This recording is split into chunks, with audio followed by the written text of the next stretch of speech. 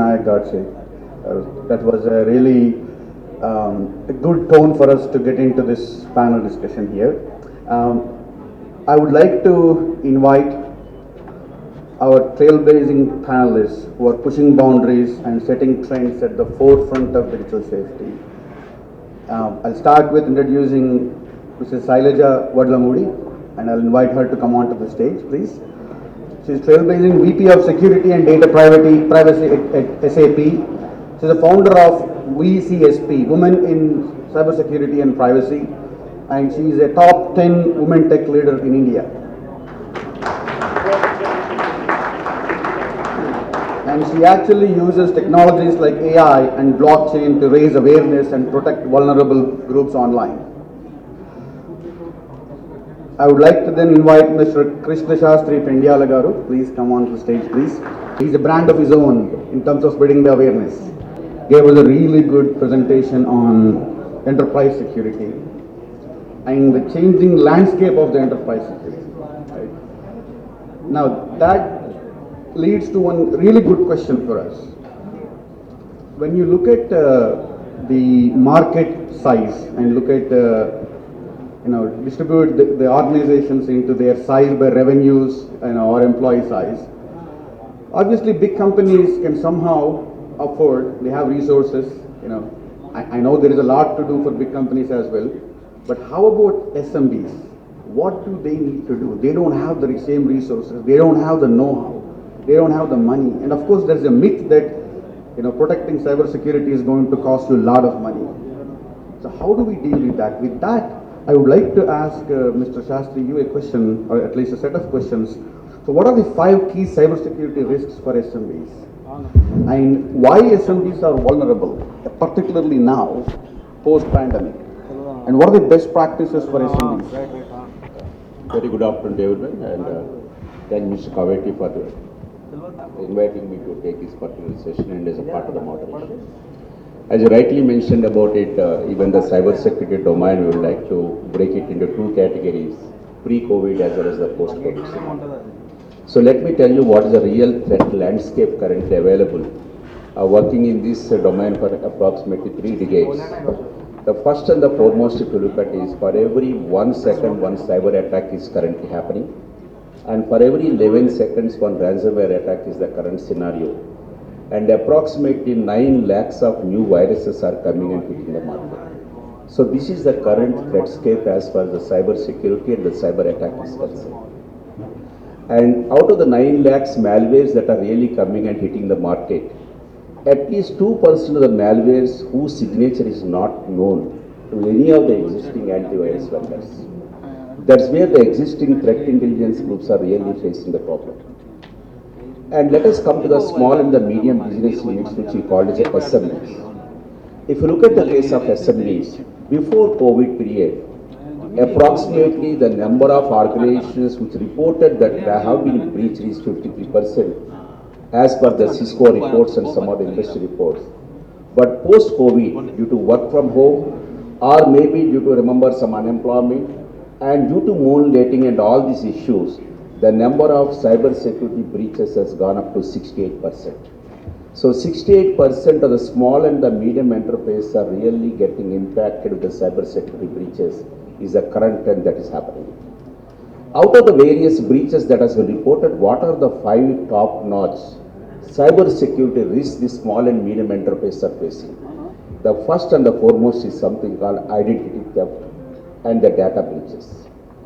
The data breaches in most of the cases, if you look at the small and the medium enterprises, insiders are the ones who are responsible for that. So insider threat is one of the biggest, remember, first and the foremost for the small and medium enterprises. The second is, as rightly mentioned about Vinayak Godse, the biggest problem today, let it be small, medium to top organizations are facing is something called ransomware attacks. And third most important we are seeing is something called distributed denial of service attacks, where a huge traffic will come and hit the servers of that organization. And especially from the last 2-3 months, we are seeing it has become a geopolitical issue. At the same time, it has become something called the religious issue, and a politically motivated attacks are happening. I don't know how many of you read it. From the last 4-5 days, lot of Indian organizations, let it be small, medium to top organizations, are experiencing a distributed denial of service attacks from a group called Anonymous Sudan. A huge traffic is coming and hitting them and making the servers are down. So starting from banking sectors to pharma sectors to hospitality sectors to everyone is getting a victim of this particular attack. And fourth, if you look at this, it's a very surprising statistics to many of you. 67 to 70% of the small and medium enterprises organizations computer systems are used by the hackers for the crypto mining. So if you look at, remember, we popularly call the crypto jockey. 70% of the organization's computer systems are used by the hackers for mining a Bitcoin, and organizations is not even aware about it. Their systems are used by some hackers for the purpose of mining the Bitcoin. And the fifth, especially for the small and medium enterprises, something called business email compromises, resulting to something called invoice fraud.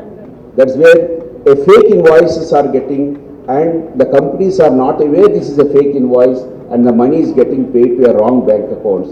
So in summary, I can say it, insider threats of data breaches, ransomware attacks, then distributed denial of service attacks, using as a bot as well as the crypto mining, and last but not the least, if you look at is something called business email compromise are the 5 major risks, remember, the small and the medium enterprise are facing. So now let us come for the second part of the question, why they are vulnerable for this. The reason why they are vulnerable, if you look at is, the first and the foremost, if you look at for all these companies, for them, cybersecurity expenditure is something called as a cost center. Please remember today, spending money on cybersecurity is not a cost center, it's a business enabler. That's a point they should realize this point. They're not, what they look at a pharma company, their main use of some, remember, computer systems is only as a supply chain or the logistics. They never think about, remember, spending some amount of money on cybersecurity. First and the foremost is the top management should have a cybersecurity strategy, policy, framework and mindset to implement at least 5 to 8% of the IT budget for the cybersecurity. That's the first important point. Second is, there's nothing called as a cybersecurity culture in the organizations. People can come, insert a pen drive, take out the data. Their operating systems are highly vulnerable. I have seen a lot of companies, still they are using a legacy operating system of Windows XP. They never spend the money on updating their existing developer operating systems. They never spend the money on doing something called vulnerability assessment and penetration testing, putting the patches, regularly putting an antivirus. Almost I've seen a lot of companies where people are putting something called antivirus is a free and the pirated version. So having not remember something as a cyber hygiene, no culture in the organization, nothing called data leakage prevention policies, operating systems are legacies, no antiviruses, no patch management. These are all the main reasons, remember, why the small and the medium enterprises are getting impacted with this particular cyber attacks. So what the organizations need to know it, the first and the foremost is, unfortunately for small and the medium enterprise, we don't have anything called as a regulator. Please remember, for a banks you got a Reserve Bank of India, for listed companies we got SEBIs, but for a small and medium there is no regulator. As long as, remember, the regulator was not there, I'm pretty sure about it, this is my statement, they are not going to spend any money. So who is the regulator for them? For them the regulator is nothing but the police. Because we got an excellent section 43 of the Indian Information Technology Act which says very clearly, anybody who receives the data, processes the data, transmits the data should take reasonable security practices. Otherwise they are liable for prosecution with an imprisonment or a fine or a both. Now that's where the police can take the action. Once a data has been given to a particular company, if a breach happens, it is responsible to the company to protect the data which are given to that company. Currently that is missing. So regulator has to play a very, very important role. Then only these organizations are going to spend the money. Bringing a cybersecurity culture, bringing a cybersecurity hygiene in the organization, creating a cybersecurity policy framework for all these organizations is one of the biggest tasks we are having it. That's where organizations are supposed to what? Spend a good amount of money and the resources. Then only you can make the small and medium enterprise to be what? Cyber secure. Thank you so much for that Mr. Shastri. You touched on culture. It starts with organizational culture. So I'd like to ask Shailaja, how do you build that culture in an organization? How do you build that resiliency in the organization, especially when they're SMBs? And also, now everybody is on cloud. Even businesses are on cloud. If you have a phone and if you have an email on your phone, you're on cloud. Whether you know it or not, you're on cloud. And how do they become cloud ready from security perspective? Can you please get me? Yeah. First of all, thank you so much for having me here. It's an honor to be, on the esteemed panelist over here. Hyderabad is the place. I always say it's a city with million dreams, and I am one of them who started my career from here. And whatever I am here, whatever I am today is also, something that Hyderabad has given to me. Yeah. And coming to your question, Shastri Garu has really outlined the perspective from the SMEs. He has covered everything in a nice narrative. So I want to talk about the culture, the organization culture, right? As part of my current role, I am heading security topic for all the development locations across the globe. We are in 1 lakh organizations spread across so many continents and countries. So as part of my role as head of the application security lead, what I do is, the primary utmost important factor that we have to consider is the human. Because when it comes to larger organizations, they have enough budgets, they have spendings and all that. We buy so many tools, we bring a lot of process into place. Sometimes we over process things. That is all part of the day-to-day job that we do. But the most important factor is the people aspect of it, the human aspects of it. If humans are not aware, if people are not trained enough to use a specific technology, or for example to the matter of bringing a pen drive and inserting into a secure ecosystem of your company, how much loss it is going to be, right? And now every company is also realizing the fact we can invest so much on tools and technology and process, but the utmost important aspect is investing onto your workforce, enabling them, empowering them. And when it talks about resilience, right, we all have heard this term enough and we have witnessed it enough during the pandemic. The resilient organizations were able to stand stronger and stand bolder. Of course, there are so many hiccups for sure, but one of my observation is when organizations started investing in their own people, the kind of open culture. When something goes wrong, generally we develop a lot of products and we offer a lot of services. And every time we are on a very tight time schedules or very tight time crunches. So not letting compromising security, because yes, you have a customer waiting for your product to be out and your revenues are directly dependent on that. And sometimes even your quarterly results are depending on that. But having all of that in the midst of it, being the security owner, being the person over there, or being a developer inside the organization, being a key stakeholder in the entire ecosystem, right? How can you stand and say this is still important?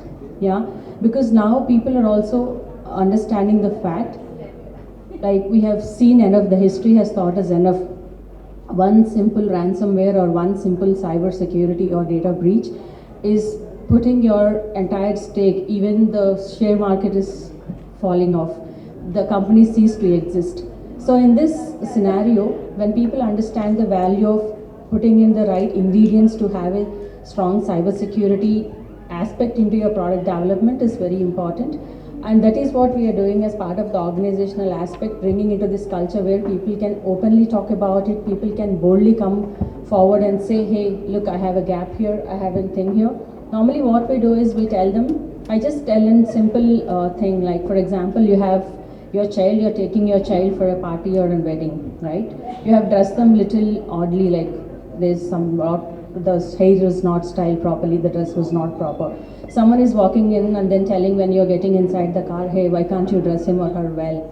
Versus you go in and you're attending a huge party where you have a lot of attention and everybody is coming and pointing out something is terribly wrong. It's always important to identify the issue when you're inside your organization, understanding and trying to fix it and mitigate it, or at times it's also important to transfer the risk. Nowadays you have cyber insurances and so on and so forth. And the other factor when it comes to cloud, right? Yes, cloud is the way moving forward. We realize it or not, we all are using cloud and we all are on cloud. And again, in the large organization setup, sometimes you settle down with, say, like someone or the other is taking care of security because you have huge security teams, you have security officers, you have security workforce, compliance, regulation, all departments are in there. But how do you inculcate and culture in such a way? For example, each and every unit, each and every team working on a specific product have a champion for security. Not necessarily they have a full-time role. They are really championing or advocating the importance and doing the checks at every point of time, at every milestone inside the organization, especially in the cloud. Because the days are gone when I started my career 2 decades ago, we used to deliver our products once in a couple of years. But nowadays we are hitting code once in a week and it's up and running and the customers are already consuming my code. So the timelines are really crunched and we have to still ensure we are not letting any of the things falling in the cracks but still holding it. And this can only be achieved by a proper security culture and investing into your workforce, because I think Sastry sir is also mentioning insider threats, the human threats take in majority of the number whenever you talk about the overall ecosystem of cyber threats. Context of what is happening across the world. In fact, he stole the thunder. I wanted to ask the same question and you went on to ask it. So first of all, let me help you understand the technology behind the ChatGPT is all about generative AI, what we call, and the way the programs work is using the large language model specifications to generate the content which is based on the text, images, video, and many more formats. The intent is you need to understand from any new technology comes with both opportunities and risks.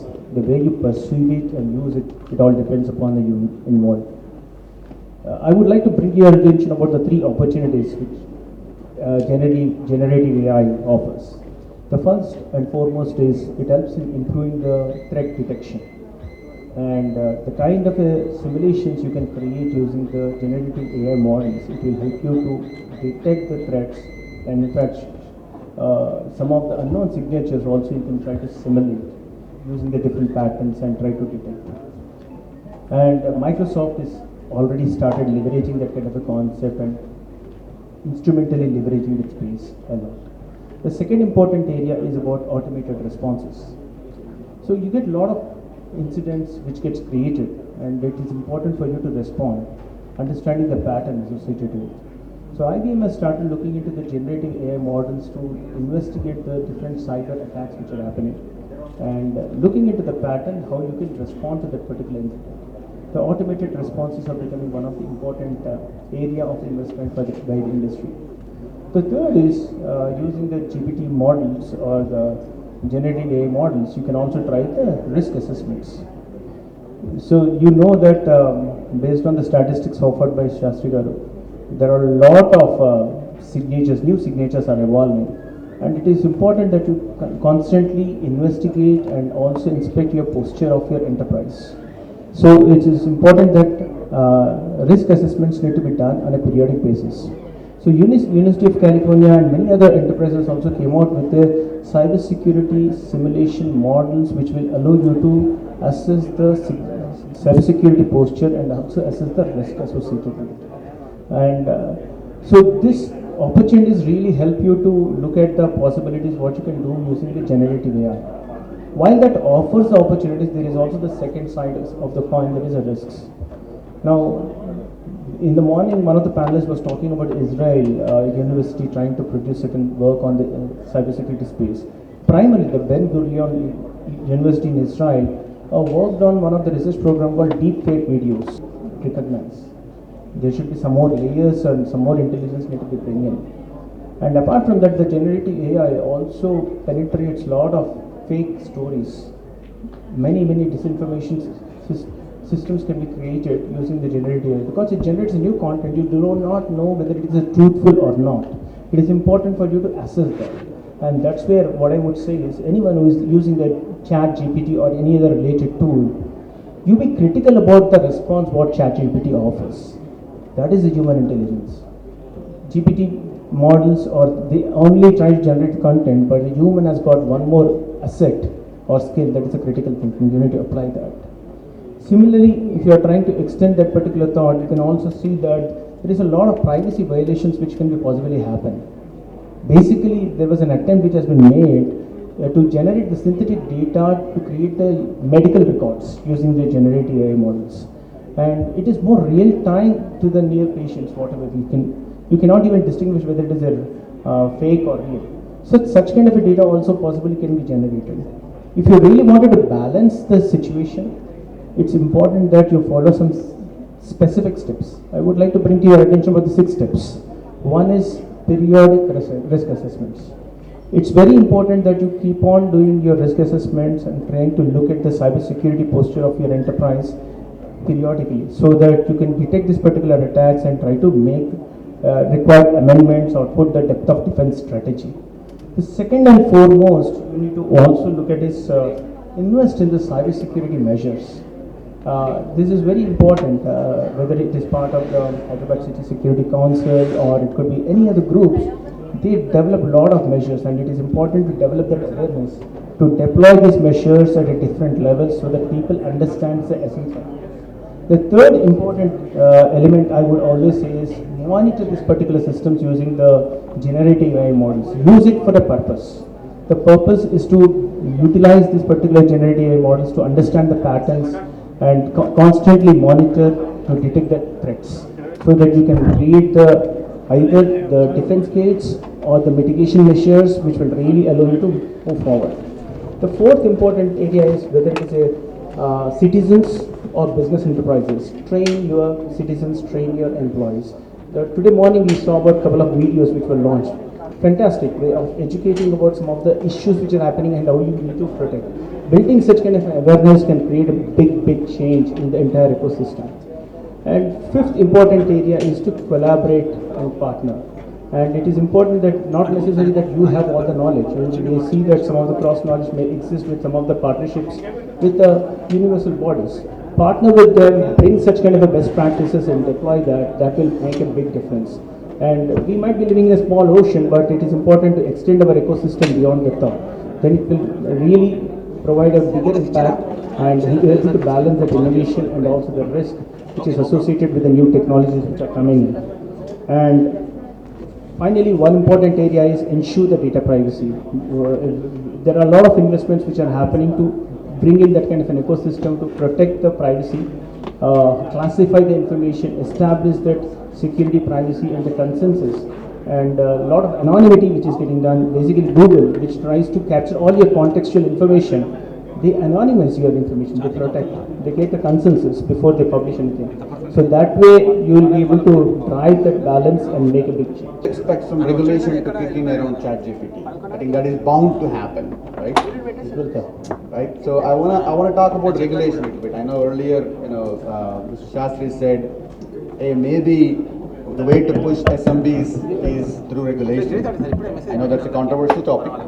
But 4 things you need to be cautious about is with ChatGPT or generative AI, people are focusing on injecting the moderation policies. Second is focusing on the safety aspects. You cannot roll out any AI systems without building this AI safety. Third is about the responsible AI. Whatever the systems you are building, it is more responsible to serve the human and nation. The fourth important thing is explainable AI. So whatever the results you are trying to give, you should have the ability to trace it back, what it triggered to give you that response. These 4 are key elements when you are trying to build any generative AI-based systems. So that's a very important term, explainable AI. Today's AI models are, it won't tell you how it got to the result.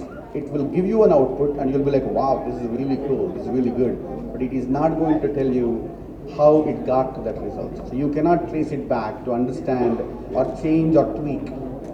So explainable AI is the next evolution of generative, in my opinion as well. When it comes to regulation, I wanted to ask Mr. Praveen here. I know the regulation is good and bad, compliance is good and bad. It has both sides to the story. So how do organizations prepare for regulations and how to change their culture from within so that they take regulation as potentially a business enabler, as Mr. Shastri has said, and not a problem, or not a roadblock? Can you please share your thoughts?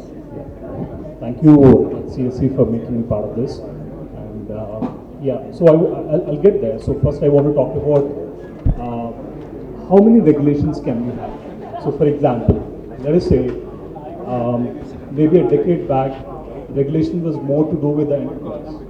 So right now it is not the case. So it is security is beyond IT and other enterprises. So for example, let us take movie industry. So maybe about 7-8 years back, when Bahubali 1 came in, so it ended with a question like, why Katappa killed Bahubali, right? So just imagine, so it is not a case where the scripts are written in handbooks and they're stored in the back copper, so it is not the case. Right now everything is digital. So just imagine the kind of security levels or security measures Rajamouli and his team would have taken to safeguard that secret of why Katappa killed Bahubali. So it is when organizations are investing hundreds of crores, thousands of crores into building up something. So it is also important to invest in security. So they would have invested quite an amount of money in security in the script, so that the information is not leaked out, or script is not leaked out. So just imagine the script is leaked out and people wouldn't have watched Bahubali 2. So it is that kind of a case. So even when it comes to enterprise level, so let us talk about the recent COVID vaccine. I think India was the 5th or 6th country which gave the vaccine to the world. So just imagine the formula of the vaccine was not safeguarded. So I'm sure it would have been some math written on a piece of paper and put it in the pocket. It would have been in the digital form. Just imagine the formula that was written in the digital form and it was lost, and we wouldn't have given the vaccine to the world. So any organizations for that perspective, we should not really wait for the regulation to come in, or we should take regulation into perspective, but it is again, it is for the organization itself. So maybe let us say some of the areas like banking industry, we have a lot of regulations coming in, and let us say the regulation came about 5 years back. So the threats and vulnerabilities that are currently in the market would not really be addressed in the regulation which came 5 years back. So it is very important that the regulations keep updating itself, and the bodies are very active. So we are talking about ChatGPT. So it might create 100 other problems over a period of time. So our existing regulations are able to cover these things? Absolutely not. So any organizations for that matter, relying more on regulations is not a great idea. So we should act to what the problem is right now, and we should move on. So when it comes to enterprise level regulation compliances, so like H.A.C.K sir was talking about, it is more of a check mark item or a tick mark item, where the client asks you to get a certification, and you invest, you bring in 10 consultants, you write policies, you write procedures, you show the implementation evidences, and then 3 months you're certified, and you'll see it in the next year. So that should not be the story. So if that's the story, and then the organization will not go anywhere, and it doesn't have a stringent cybersecurity framework. So to build a stringent cybersecurity framework, you will have to invest in people, invest in process, invest in technology. So if these three things are not in line, the regulations will not help.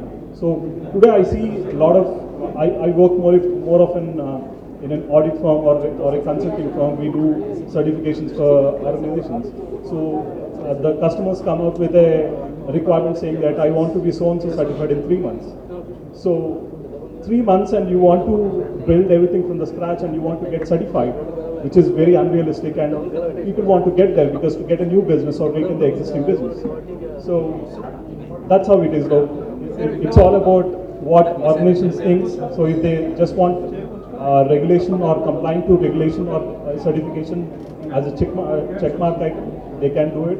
If they want to religiously do it and safeguard the organization and its data and its intellectual property, it's their choice. So that's my take. Which side you are looking? It being a security conference, let me tell you, when the data got leaked at the ChatGPT of Samsung, I am looking in a different direction. What the hackers will do, Using the data, they identify the vulnerability. They're trying to target the people who are using the Samsung. That's where I try to recall, almost for the last 1.5 years, I did more than 100 plus ransomware attack investigations. Ransomware attackers enters into the organization's network. They first exfiltrate the data, then they put the ransomware. But here there is a glitch.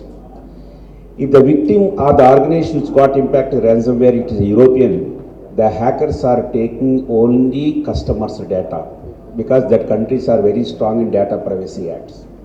But in India, the hackers, when they enter into the organization's network, especially I have seen they breach a lot of IT companies in and around Bangalore. They are not taking any employee data or any customer data because they know it is available for 10 rupees at Palika Bazaar. They are taking the source code of the companies. Using that source code, they are identifying the vulnerabilities. I will tell you, there is a fintech company in Bangalore which got impacted with these ransomware hackers. The entire source code was taken by them. They studied the entire source code, identified what are the vulnerabilities. They went into that company's website and that fellow is mentioned, following are my Indian bank customers. So all the banks can get impacted because of that vulnerability. And we call them as a supply chain attacks, to be frank. If the Samsung source code got leaked there, what we can experience in the next couple of years is, using that code, attackers can write the programs and make people to get impacted because the Samsung who are all using it. So supply chain security has become one of the toughest problem today industry is facing. That's an area where I think I want the youngsters has to come out and work how we can mitigate this particular supply chain risk. Okay, thank you. Thank you so much for that question.